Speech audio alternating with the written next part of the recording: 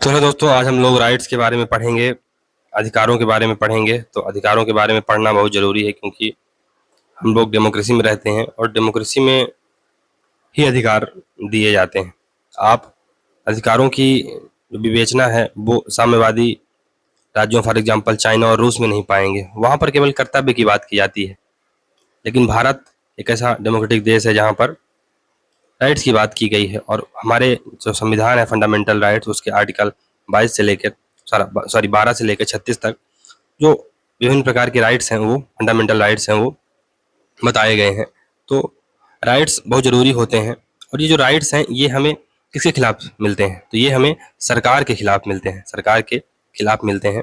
और राइट्स हमारे दावे होते हैं जो सरकार के खिलाफ मिलते हैं, और इनको सामाजिक मान्यता भी मिलनी चाहिए, सामाजिक मान्यता भी मिलनी चाहिए, और राज्य इसको प्रोटेक्ट करने के लिए सामने आना चाहिए। चलिए, ये बेसिक कुछ चीज़ें हैं अधिकारों के बारे में, उसको पढ़ते हैं कि इसका अर्थ क्या है। अधिकार आत्म विकास के वे दावे हैं जो समाज द्वारा मान्यता प्राप्त तथा राज्य द्वारा समर्थित होते हैं। तो ये समाज द्वारा भी मान्यता प्राप्त होने चाहिए। क्यों? क्योंकि अगर अधिकारों को समाज नहीं मानेगा तो उन अधिकारों को कोई मतलब रह नहीं जाता। अधिकार वह मांगे हैं जिसे समाज स्वीकार करता है व राज्य लागू करता है। समाज स्वीकार करता है व राज्य लागू करता है। अधिकार सामाजिक जीवन की वो परिस्थितियां हैं जो व्यक्ति के पूर्ण आत्म विकास के लिए आवश्यक है। तो राइट्स हमारे सर्वांगीण विकास यानी होलिस्टिक डेवलपमेंट के लिए जरूरी है। अगर अधिकार नहीं होंगे तो हम अपनी अभिव्यक्ति नहीं कर पाएंगे, हम विभिन्न प्रकार के जो अवसर की समानता है या जो अवसर हैं उनका लाभ नहीं उठा पाएंगे। तो अधिकार बहुत ही बेसिक चीज है, अधिकार बहुत ही बेसिक चीज है। हेरल्ड लास्की ऐसा बोलते हैं। फिर जोएल फेनबर्ग 1980 के अनुसार अधिकार व्यक्ति की पात्रता को रेखांकित करते हैं। अधिकार व्यक्ति की पात्रता को रेखांकित करते हैं। अधिकार व्यक्ति के व्यक्ति समूह या राज्य के विरुद्ध हो सकते हैं। तो अधिकार व्यक्ति के समूह के या राज्य के विरुद्ध हो सकते हैं। तो फॉर एग्जाम्पल अनुच्छेद जो 17 है हमारे भारत के कॉन्स्टिट्यूशन का, जो कि अनटचेबिलिटी को एबॉलिश करने की बात करता है, तो ये किसके खिलाफ है? ये व्यक्ति के खिलाफ है, राज्य के खिलाफ नहीं है, ये व्यक्ति के खिलाफ। तो अधिकार व्यक्ति के खिलाफ भी हो सकते हैं। समानतः तात्पर्य क्या है? राज्य के विरुद्ध व्यक्ति के अधिकारों से है। तो बेसिकली अगर समान रूप से देखा जाए तो ये राज्य के विरुद्ध व्यक्ति के अधिकार होते हैं। इस प्रकार अधिकारों की विशेषता है कि अधिकारों का जन्म समाज में होता है, समाज में अधिकारों का जन्म होता है। इनका कर्तव्यों के साथ घनिष्ठ संबंध होता है, ये दायित्वों के साथ जुड़े होते हैं। तो हमारा जो फंडामेंटल राइट्स है उसके साथ साथ फंडामेंटल ड्यूटीज भी आर्टिकल 51A में दी हुई है। तो अधिकार और कर्तव्य आपस में जुड़े होते हैं। तो जो साम्यवादी देश हैं, फॉर एग्जाम्पल चाइना और रसिया, वहां पर कर्तव्य ज्यादा प्रगाढ़ है, वहां पर कर्तव्यों की बात की गई है। और भारत में जो फंडामेंटल ड्यूटी है वो रसिया के संविधान से या यूएसएसआर से ही ली गई है। अधिकार स्वार्थमय दावा नहीं है, ये स्वार्थमय दावा नहीं है, यानी ये सेल्फ इंटरेस्टेड क्लेम नहीं है, ये सार्वजनिक हित के लिए है, पब्लिक गुड के लिए है। ये राज्य अधिकारों का सृष्टा नहीं, वह केवल इन्हें मान्यता प्रदान करता है। तो अधिकार राज्य नहीं देता बल्कि उन्हें मान्यता प्रदान करता है। राज्य अधिकार बनाए नहीं है, क्योंकि हम आगे चल के देखेंगे, नेचुरल राइट थ्योरी देखेंगे, फिर लीगल राइट थ्योरी देखेंगे। तो राज्य अधिकारों का सृष्टा नहीं है बल्कि उन्हें मान्यता देता है। अधिकार निश्चित होते हैं, उनकी स्पष्ट व्याख्या होनी चाहिए। तो जो अधिकार हैं वो निश्चित होने चाहिए। जो फंडामेंटल राइट्स हैं हमारे आर्टिकल 12 से लेकर 36 में, वो निश्चित है और उनकी परिभाषा भी दी गई है। तो स्पष्ट परिभाषा होनी चाहिए। क्यों? अगर स्पष्ट परिभाषा नहीं होगी तो जो राज्य है वो कहीं ना कहीं लूप होल ढूंढ के और हमें प्रताड़ित करेगा। अधिकार वर्धनशील होते हैं, मतलब कि ये हमेशा बढ़ते रहते हैं, ये ग्रोइंग होते हैं, आवश्यकता अनुसार बढ़ते रहते हैं। वही बात है जो आर्टिकल 21 है भारतीय कॉन्स्टिट्यूशन का, वो कितना बढ़ चुका है आज के डेट में। यहाँ तक कि जीने के अधिकार से वो शुरू हुआ था और सोने के अधिकार तक पहुंच गया है कि सोने का अधिकार भी, है ना, सोने का अधिकार एक फंडामेंटल राइट्स है और ये जीने के अधिकार के अंतर्गत आता है और आर्टिकल 21 के तहत आता है। अधिकार समानता आज तक का सबसे लोकप्रिय विचारक है। अधिकार संबंधित आज तक का सबसे लोकप्रिय विचारक कौन है? लेस्ले होयफील्ड। अधिकार से संबंधित आज तक का सबसे लोकप्रिय विचारक लेस्ले होयफील्ड है। होयफील्ड के अनुसार अधिकार के 4 तत्व हैं जिनसे अधिकारों की प्रकृति को पहचाना जाता है। पहला है प्रिविलेजेस, यानी कि विशेषाधिकार। फिर दावा, क्लेम्स है, ये पावर है शक्ति के रूप में। और प्रतिरक्षा इम्यूनिटी के रूप में ये होता है। लास्ट की अधिकार वे विचार हैं जो सक्षम निरंकुशतावाद से भी अधिक मजबूत हैं। रॉबर्ट नॉजी की पुस्तक एनार्की स्टेट एंड यूटोपिया जो कि 1974 में आती है, एनार्की स्टेट एंड यूटोपिया का प्रथम वाक्य है, व्यक्तियों के पास अधिकार है और कुछ ऐसी वस्तुएं हैं जिनको कोई व्यक्ति या समूह छीन नहीं सकता बिना उसके अधिकारों का उल्लंघन किए। तो राज्य ऐसी चीजें हैं, व्यक्तियों के पास अधिकार है और कुछ ऐसी वस्तुएं हैं जिनको कोई व्यक्ति या समूह नहीं छीन सकता जब तक कि उनके अधिकारों का उल्लंघन न किया जाए। फिर चेक विद्वान कारेल वासक ने मानव अधिकारों की 3 पीढ़ियां बताई हैं, 3 जनरेशन ऑफ ह्यूमन राइट, कब? 1979 में। तो जो प्रथम पीढ़ी थी वो नागरिक और राजनीतिक अधिकार से संबंधित थी, सिविक एंड पॉलिटिकल राइट से संबंधित थी। मार्टिन गोल्डविन इन्हें चुनाव आधारित अधिकारों की संज्ञा देते हैं। यहाँ पर बेसिकली हमें चुनाव करने की, ये चुनाव चॉइस बेस्ड ये राइट्स हैं और इनका जो मुख्य विषय था ये क्या था? स्वतंत्रता था। इनका मुख्य विषय क्या है? स्वतंत्रता है। तो इनमें कौन कौन से नागरिक और जो राजनीतिक अधिकार है उनमें कौन कौन से अधिकार आते हैं? तो जीवन, स्वतंत्रता और संपत्ति का अधिकार, फिर गैर भेदभाव का अधिकार, मनमानी गिरफ्तारी से मुक्ति, वोट की स्वतंत्रता, धार्मिक स्वतंत्रता, आत्मसम्मान का अधिकार, ये सब नागरिक और राजनीतिक अधिकार के अंतर्गत आते हैं। मुख्य दस्तावेज क्या है? संयुक्त राष्ट्र घोषणा जो United nation declaration on human right हुई थी, उसके अनुच्छेद 3 से 21 तक की जो अनुच्छेद हैं वो मुख्य जो इसमें घोषणा पत्र के रूप में सामने आए हैं। फिर नागरिक और राजनीतिक अधिकारों पर अंतर्राष्ट्रीय एक संविधा हुई है, इंटरनेशनल कवेनेंट बना है सिविल एंड पॉलिटिकल राइट्स पर, ये 1966 में आया था, 1966 में। फिर विशेष क्या है कि नकारात्मक अधिकार फ्रांस और अमेरिका की क्रांतियों से उपजे हैं। ये एक प्रकार के नकारात्मक अधिकार हैं, मतलब कि ये राज्य से छीनकर हमें दिए गए हैं। तो नकारात्मक अधिकार फ्रांस और अमेरिका की क्रांति से उपजे हैं। राज्य को कुछ ना करने के लिए इसमें प्रेरित किया जाता है, राज्य इसमें कुछ करता नहीं है इसलिए ये नकारात्मक है। राज्य को कुछ करने के लिए, इसमें कुछ ना करने के लिए प्रेरित किया जाता है कि आप कुछ मत करिए, कुछ मत करिए इन द सेंस कि आप हमारे जो अधिकार है उस पर इंटरफेयर मत करिए, ये बात है। फिर आर्थिक, सामाजिक और सांस्कृतिक अधिकार, ये सेकंड जनरेशन के राइट्स हैं। Economic, social and cultural rights, इसमें जो मुख्य विषय था इक्वालिटी थी, समानता पर यहाँ पर फोकस था। तो इसमें कौन कौन से अधिकार आते हैं? काम का अधिकार, सामाजिक सुरक्षा का अधिकार, स्वास्थ्य व देखभाल का अधिकार, शिक्षा का अधिकार, सवेतन अवकाश का अधिकार, रोटी कपड़ा मकान का अधिकार। तो यही है, ये जो बेसिकली जो फंडामेंटल जो हमारे जो डीपीएसपीज हैं वो यहाँ पर फिट बैठते हैं, जो आर्थिक, सामाजिक और सांस्कृतिक अधिकार है। हालांकि सांस्कृतिक अधिकार जो आर्टिकल 29 और 30 में भी हैं, जो माइनॉरिटीज हैं उनके अपने जो अपने संस्कृति है, उनका जो कल्चर है उसको बचाने के लिए। इसमें जो महत्वपूर्ण जो दस्तावेज रहा है ये संयुक्त राष्ट्र उद्घोषणा अनुच्छेद 22 से 27 रहा है। आर्थिक, सामाजिक और सांस्कृतिक अधिकारों की अंतर्राष्ट्रीय संविधा इंटरनेशनल कवेनेंट हुआ था, ये भी आई थिंक 1966 में हुआ था।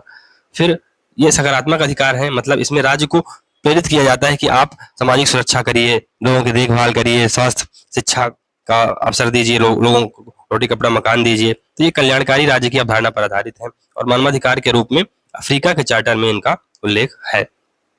फिर सॉलिडेरिटी राइट्स यानी एकजुटता का अधिकार, इसका मुख्य विषय बंधुता है यानी फ्रेटर्निटी है। और बंधुता हमने देखा भी था कि जो फ्रांस की क्रांति हुई थी 1789 में, उसका एक ध्येय वाक्य भी था, लिबर्टी, इक्वलिटी और फ्रेटर्निटी। ये सामूहिक विकासात्मक अधिकार है, यानी कम्युनिटी के या कि ग्रुप के जो विकासात्मक राइट हैं ये होते हैं। आत्मनिर्णय का अधिकार इसमें महत्वपूर्ण है। शांति व पर्यावरणीय अधिकार इसी के अंतर्गत आते हैं। लैंगिक अधिकार इसके अंतर्गत आते हैं और बहुसांस्कृतिक अधिकार भी इसके अंतर्गत आते हैं। इस पर जो महत्वपूर्ण जो काम हुआ है, जो महत्वपूर्ण दस्तावेज है, मानव पर्यावरण पर स्टॉकहोम कन्वेंशन, ये 1972 में हुआ था और रियो अर्थ समिट ये 1992 में हुई थी। फिर क्योटो प्रोटोकॉल जैसे चीजें भी इसमें शामिल की जा सकती हैं जो कि 1997 में हुआ था, उसको भी। वैश्विक अंतर्निर्भरता, इसका जो विशेष क्या है इसमें, वैश्विक अंतर्निर्भरता यानी कि जो ग्लोबल इंटरडिपेंडेंस है उस पर फोकस किया जाता है। अब बहुत सारे मुद्दे हैं, जैसे क्लाइमेट चेंज का मुद्दा है, तो ये ऐसे मुद्दे हैं जहां पर आप कोई एक देश कुछ नहीं कर सकता है। इसके लिए हमें वैश्विक अंतर्निर्भरता, इंटरडिपेंडेंस और सबके साथ कोऑपरेशन की भावना लानी पड़ेगी। अकेला राज्य समस्या का समाधान नहीं कर सकता है, इसलिए वैश्विक समाज की आवश्यकता है, ग्लोबल कम्युनिटी की आवश्यकता है। शुरुआती 2 पीढ़ियों वाले अधिकार राज्य के विरुद्ध व्यक्ति के अधिकार है। शुरुआती जो 2 पीढ़ी के फर्स्ट और सेकंड जनरेशन के राइट हैं, ये राज्य के विरुद्ध व्यक्ति के अधिकार हैं, जबकि तीसरी पीढ़ी के अधिकार राज्य के विरुद्ध समुदायों के अधिकार है। तो 2 अधिकार फर्स्ट जनरेशन और सेकंड में ये व्यक्ति के अधिकार हैं राज्य के विरुद्ध, जबकि जो थर्ड जनरेशन का राइट है उसमें, इसमें सॉलिडरिटी राइट है, इसका मुख्य विषय बंधुता है, उसमें ये समुदाय के राइट्स हैं राज्य के खिलाफ। संस्कृति संबंधी सामुदायिक अधिकारों के लिए बहुसंस्कृतवादी विचारक भीखू पारिक मनुष्य की सामूहिकताओं यानी ह्यूमन कलेक्टिवनेस की अवधारणा देते हैं। सांस्कृतिक अधिकार किसी एक व्यक्ति नहीं बल्कि पूरे समुदाय द्वारा धारण किए जाते हैं। 3 दुनिया 3 अधिकार। तो पहली दुनिया में यानी फर्स्ट दुनिया यानी कि जो यूएसए और यूरोप जैसी दुनिया है, वहां पर नागरिक व राजनीतिक अधिकार महत्वपूर्ण है। तो यूएसए में या कि जो यूरोपियन कंट्रीज है वहां पर नागरिक और राजनीतिक अधिकार महत्वपूर्ण भूमिका निभाते हैं, जबकि जो सेकंड दुनिया है जो साम्यवादी दुनिया थी तथा कथित, वो उसमें सामाजिक और आर्थिक अधिकारों पर चर्चा की गई।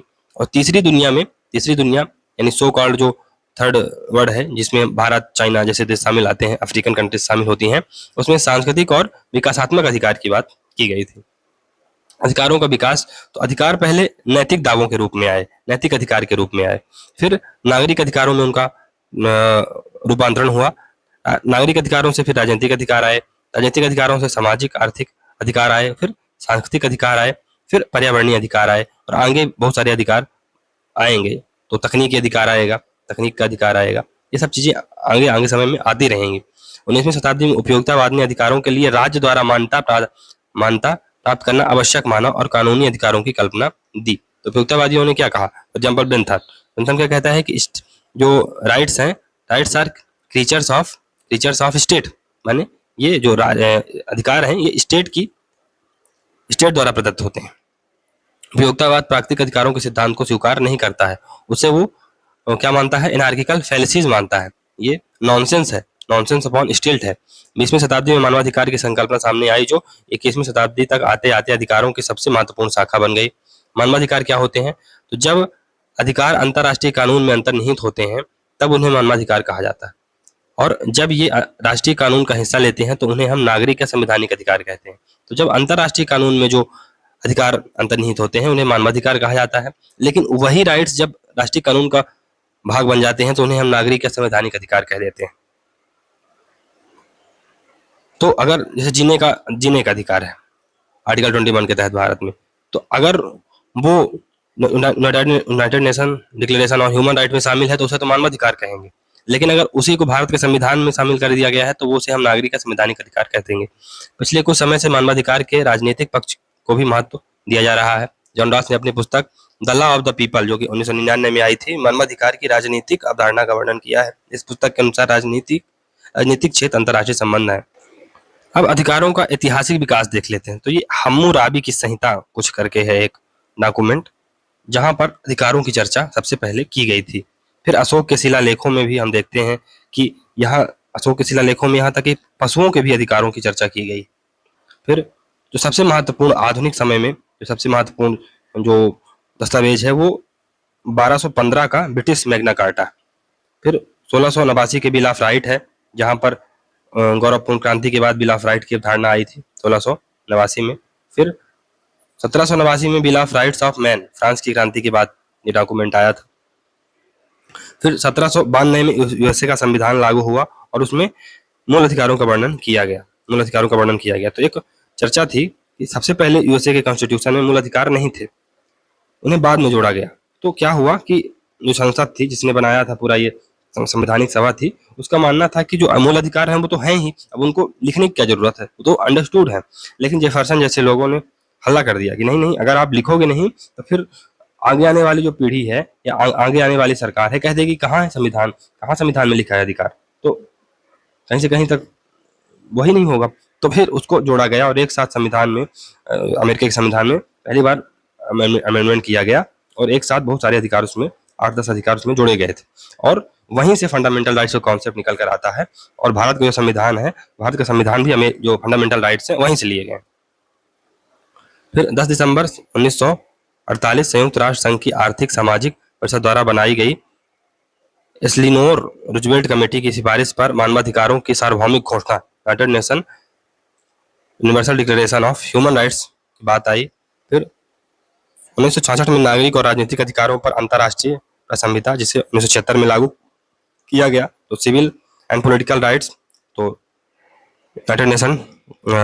International covenant on civil and political rights, फिर international covenant on social, economic and cultural rights, ये 1666 में 1966 में आई थी ये। तो 1966 में ही आर्थिक, सामाजिक और सांस्कृतिक अधिकारों पर अंतर्राष्ट्रीय संविधा हुई, जो कि 1976 में इसको भी लागू किया गया। मानवाधिकारों की सार्वभौम घोषणा के खिलाफ एशियाई मूल्य और बहुसंस्कृतवाद का कॉन्सेप्ट निकल कर आता है। एशियाई मूल्यों की जो समर्थक हैं वो हैं महाथिर मोहम्मद, ये मलेशिया के हैं, और ली कुआन यू, ये सिंगापुर के हैं। तो एशियाई मूल्यों की बहस ये है क्या, बेसिकली इसको समझ लेते हैं। तो जब अधिकारों की बात आती है, तो जब यूनिवर्सल डिक्लेरेशन और ह्यूमन राइट हुआ 1948 में, तो ह्यूमन राइट को क्या बना दिया गया, एक यूनिवर्सल राइट बना दिया गया, यूनिवर्सल राइट बना दिया गया, सार्वभौमिक। लेकिन इसके विपरीत जो एशियाई मूल्य की जो डिबेट्स निकल कर सामने आए, जिसमें महाथिर मोहम्मद और ली कुआन यू जैसे लोग सामने आए, तो उन्होंने कहा कि जो एशिया है, जो एशियन वैल्यू है, वो कलेक्टिविटी पर बेस्ड है। यहाँ पर इंडिविजुअल राइट को उतना महत्व नहीं है जितना कि कलेक्टिविटी को या सामुदायिक राइट को है। यहाँ पर जो एशियन वैल्यूज है, वहाँ पर हम लोग अपने परिवार को, अपने समाज को ज़्यादा महत्व देते हैं, और जो वेस्टर्न कंट्री है वहाँ पर इंडिविजुअल राइट को ज़्यादा महत्व दिया जाता है। और राइट जो है, बेसिकली राइट्स, ये जो कॉन्सेप्ट है, ये यूनिवर्सल नहीं है, ये सापेक्ष है, रिलेटिव है, और हर समाज के साथ बदलते रहना चाहिए। तो आप लोकल लेवल पे जाके जो लोगों की नीड्स है उसको सेटिस्फाई करो, आप कोई एक यूनिवर्सल प्रिंसिपल मत बनाओ अधिकारों का। क्यों? क्योंकि हमारे लिए जो एशियन वैल्यू है, वहां पर कर्तव्य ज्यादा महत्वपूर्ण है, ना कि राइट ज्यादा महत्वपूर्ण है। तो ये चीज ये कहते हैं। लेकिन आगे चल के जब हम देखेंगे, एशियन वैल्यू की जो डिबेट है उसको अमर्त्य सेन ने काउंटर किया था। तो उनका मानना था, उनकी जो एक पुस्तक थी आर्गुमेंटेटिव इंडियन, तो उनका मानना था कि भारत में जो आर्गुमेंटेशन की जो प्रथा है, ये बहुत पुरानी है। प्राचीन काल से ही भारत में आर्गुमेंटेशन की कला थी। लोग वाद विवाद करते थे, लोग एक दूसरे से चर्चा करते थे, और लोग आपस में चीजों को डिस्कस करते थे। तो और जो डेमोक्रेसी है या जो राइट्स हैं, ये केवल ब्रिट्स की बपौती नहीं है, हम पर भी, यानी भारत जैसे देशों का भी उस पर पूरा अधिकार है। तो डेमोक्रेसी कोई वेस्ट की बपौती नहीं है। जो आप बोल रहे हो ना कि भारत जैसे या कि एशिया में कलेक्टिविटी होती है, ऐसा कुछ नहीं है। जो डेमोक्रेसी है सबके लिए बराबर है। बेसिकली ली कुआन यू और महाथिर मोहम्मद इन राइट्स का विरोध करके ये बेसिकली डेमोक्रेसी को कहीं ना कहीं डिमीन करना चाह रहे थे, और एक सत्तावाद की तरफ ये बढ़ना चाह रहे थे, जिसको अमर्त्य सेन ने क्रिटिसाइज किया कि जो वेस्टर्न वैल्यू है या कि जो राइट्स की वैल्यू है, ह्यूमन राइट्स की, ये किसी की बपौती नहीं है, डेमोक्रेसी किसी की बपौती नहीं है। भारत में जो वाद विवाद है, संवाद की कला बहुत प्राचीन काल से है। तो ये जो आप डिबेट एशियन वैल्यू की ला रहे हो, ये बहुत प्रासंगिक नहीं है। चलिए पढ़ते हैं एशियन मूल्यों की बहस। तो मानवाधिकारों के सार्वभौमिक घोषणा पश्चिमी मूल्यों से प्रभावित है। यूनिवर्सल डिक्लेरेशन है, ये पश्चिमी मूल्यों पर आधारित है। मानवाधिकारों के रूप में व्यक्तिवाद को समाज व समुदाय पर वरीयता दी जाती है। अधिकारों को कर्तव्यों की तुलना में वरीयता दी गई है। फिर सामाजिक व आर्थिक के बजाय नागरिक व राजनीतिक अधिकारों को इसमें वरीयता दी गई है। फिर ये बहुसंस्कृतवाद, यह मानवाधिकारों की सार्वभौमिक घोषणा का विरोध करता है। भारत के संविधान का अनुच्छेद 29 और 30 बहुसंस्कृतवाद के अच्छे उदाहरण है, जहां पर हर जो बेसिकली माइनॉरिटी जो कम्युनिटी है उसको अपनी संस्कृति बचाने का, जो ट्राइबल कम्युनिटीज हैं उनको अपनी संस्कृति, अपने जो विभिन्न जो परंपराएं हैं उनको संरक्षित करने का पूरा अधिकार दिया गया है। बहुसंस्कृतवाद का लक्ष्य अप्रवासियों, अल्पसंख्यकों, स्वदेशी समाज के हास्याकृत वाले समुदायों, उदाहरण के लिए ट्रांसजेंडर को संरक्षण देना है। बहुसंस्कृतवाद को अपनाने वाला पहला पश्चिमी देश कनाडा था। कनाडा ने 1998 में एक अधिनियम द्वारा इसे अपनाया, बाद में ऑस्ट्रेलिया ने भी इसे अपना लिया था। बहुसंस्कृतवाद वास्तविक समानता के लिए समाज के विविध समूहों के मध्य अंतरों के समायोजन पर बल देता है। इस दृष्टिकोण के अनुसार सार्वभौमिक नागरिकता का विचार विवेक अंधता है, यानी कि ये रीजनेबल नहीं है जो आप सार्वभौमिक नागरिकता की बात कर रहे हो, क्योंकि हर इंडिविजुअल की अपनी अलग पहचान होती है। हर राष्ट्र की, हर देश की, हर व्यक्ति हैं व्यक्तियों के समूह की अपनी अलग पहचान होती है, अलग संस्कृति होती है। तो आप एक सार्वभौमिक नागरिकता कि आप ये कह दो कि मनुष्य ग्लोबल है, मनुष्य पूरे विश्व का नागरिक है, ऐसा आप नहीं कह सकते हैं। वास्तविक समानता के लिए एक जैसा व्यवहार आवश्यक नहीं है। तो अगर आप वास्तविकता में समानता लाना चाहते हैं तो जरूरी नहीं कि आप सभी को समान बना दीजिए, डिफरेंशिएशन भी जरूरी है। भारत में क्या है, भारत में जो संस्कृति है, तो भारत में पंजाबी भी रहते हैं, भारत में मुस्लिम भी रहते हैं, भारत में हिंदू भी रहते हैं, भारत में तमिल भी रहते हैं।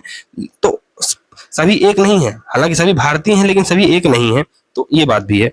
अमर्त्य सेन बहुसंस्कृतवाद के विरोधी हैं। उनका मानना है कि इससे समाज में विखंडन, संघर्ष, अलगाव व चरमपंथ पैदा होता है, बाद में यह सभ्यताओं के संघर्ष में बदल जाता है। अधिकारों के आधार, तो अधिकारों का उदारवादी आधार, उदारवादी समाजवादी आधार।